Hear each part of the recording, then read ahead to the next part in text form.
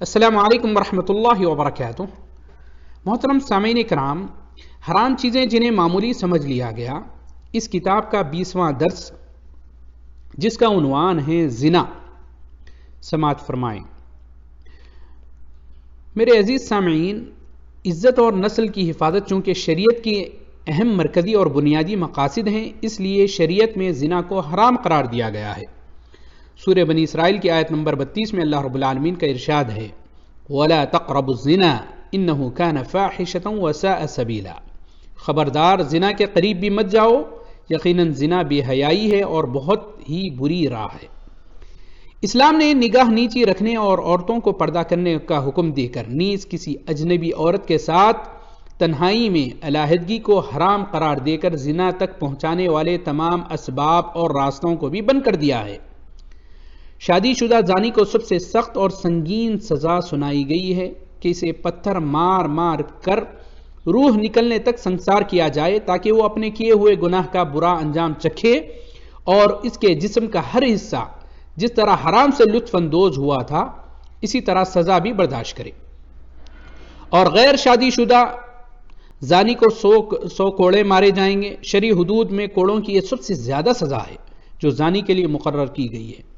علاوہ ازیں مومنوں کی ایک بھاری جماعت کا مشاہدہ کرنا اور مکمل 1 سال تک اپنے ملک سے جلا وطن کیا جانا، یہ اس کے لیے اور بھی زیادہ ذلت، رسوائی، بدنامی، شرمندگی اور عار کا سبب بنتا ہے۔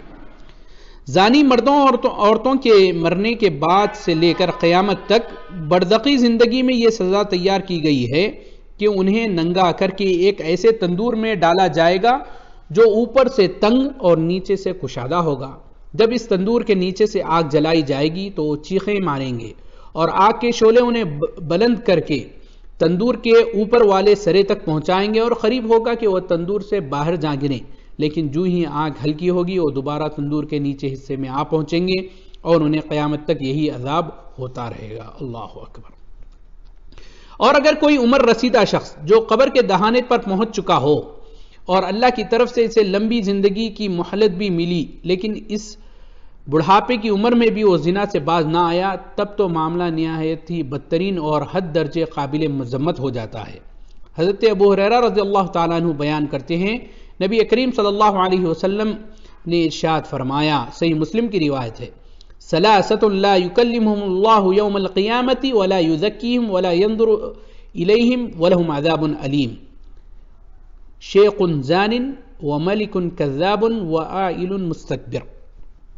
3 قسم کے آدمی ایسے ہیں جن سے اللہ تعالیٰ قیامت کے دن غصے اور ناراضگی کی وجہ سے نہ تو گفتگو کرے گا، نہ انہیں پاک کرے گا اور نہ ہی ان کی طرف نظر رحمت سے دیکھے گا، بلکہ ان کے لیے دردناک عذاب ہوگا۔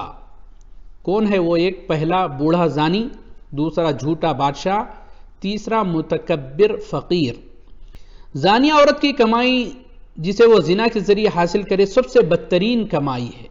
حدیث میں آیا ہے کہ اپنی شرمگاہ کی کمائی کھانے والی زانیہ عورت اس اہم ترین وقت میں دعا کی قبولیت سے محروم کر دی جاتی ہے جب آدھی رات کو آسمان کے دروازے دعا مانگنے والوں کے لیے کھول دیے جاتے ہیں۔ اس حدیث کو صحیح الجامع صغیر میں امام البانی رحمۃ اللہ علیہ نے ذکر کیا ہے۔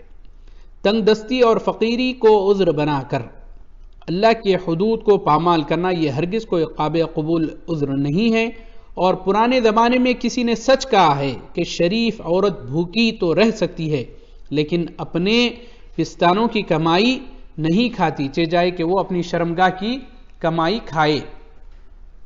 آج موجودہ دور میں بے حیائی کا ہر دروازہ کھول دیا گیا ہے۔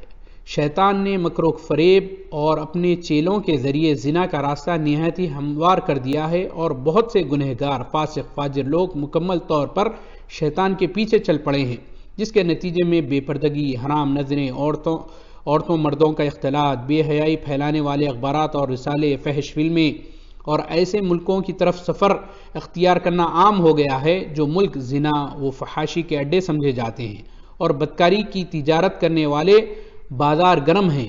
عزتوں کی پامالی، حرام بچوں کی کثرت، اسقاط حمل کے ذریعے بچوں کا قتل بہت بڑھ گیا ہے۔ اے اللہ، ہم تجھ سے تیری رحمت، کرم نوازی، پردہ پوشی اور عزت و پاک دامنی کا سوال کرتے ہیں۔ جس کے ذریعے تو ہمیں بے حیائی سے محفوظ رکھ، ہمارے دلوں کو پاک کر اور ہماری شرمگاہوں کی حفاظت فرما، اور حرام کاموں کے درمیان رکاوٹیں کھڑی فرما۔ والسلام علیکم ورحمۃ اللہ وبرکاتہ۔